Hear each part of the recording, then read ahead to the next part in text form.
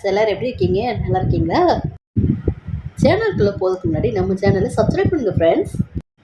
ஆந்திரா ஸ்டைலில் சும்மா செம்மையாக காரசாரமான ஒரு ரெசிபிங்க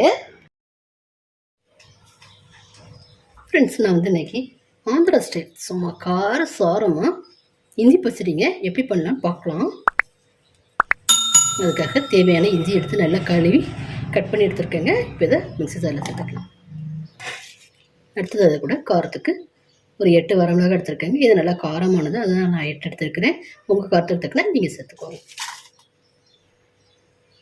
கொஞ்சமாக ரொட்டின அந்த அளவுக்கு சின்ன நெல்லிக்காய் அளவு புளிங்க. நல்லா காரமாக இருக்கிறதுனால கொஞ்சமாக ஸ்வீட் சேர்த்துக்கலாம். ஒரு 5 வெள்ளைப்பூடு.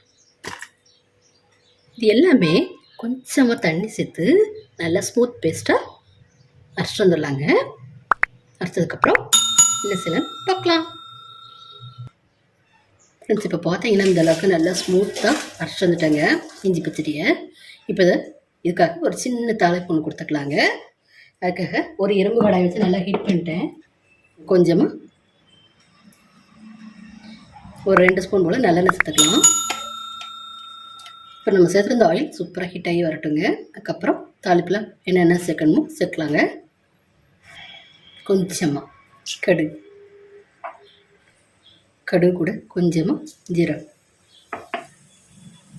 கொஞ்சமாக உளுந்தம்பருப்பு, கடலைப்பருப்பு. இந்த 4 சேர்ந்து சூப்பராக பொரிஞ்சு வரட்டுங்க.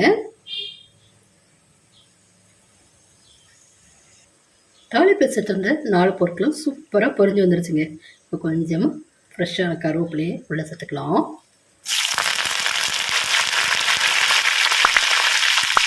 இது கூட நம்ம அரைச்சி விட்டு இஞ்சி பச்சடி.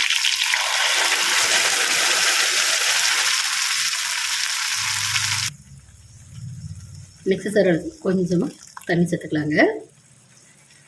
அவ்வளோதாங்க, ஆந்திரா ஸ்டைல் இஞ்சி பச்சடிக்கு தேவையான எல்லா பொருளையும் உள்ளே சேர்த்துட்டோம். இப்போ இது கூட கொஞ்சமாக கல்லுப்பு,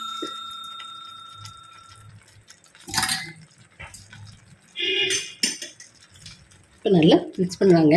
மிக்ஸ் பண்ணி கொடுத்துட்டு கொதிக்க வச்சுக்கலாம்.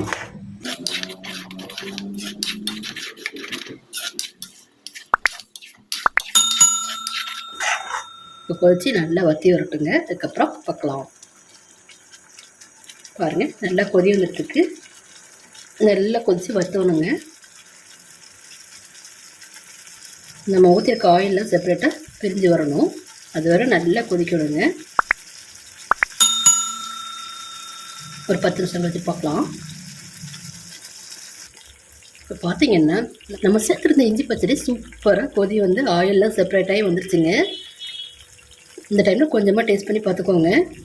நான் டேஸ்ட் பண்ணி பார்த்துட்டேன். உப்பு, காரம், புளிப்பு, இனிப்பு எல்லாமே சமமாக சூப்பராக தூக்கலாக செம்மையாக இருக்குங்க. சாம்பார் சாதம், தயிர் சாதத்தை கூட வச்சு சாப்பிட்டு பாருங்கள்.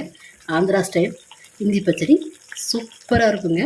இப்போ நம்ம செஞ்ச ஆந்திரா ஸ்டைல் இஞ்சி பச்சடியை இறக்கிக்கலாம். ஃப்ரெண்ட்ஸ், லைக் பண்ணுங்கள், ஷேர் பண்ணுங்கள், அப்படியே மறக்காமல் சப்ஸ்கிரைப் பண்ணுங்கள். தேங்க்யூ.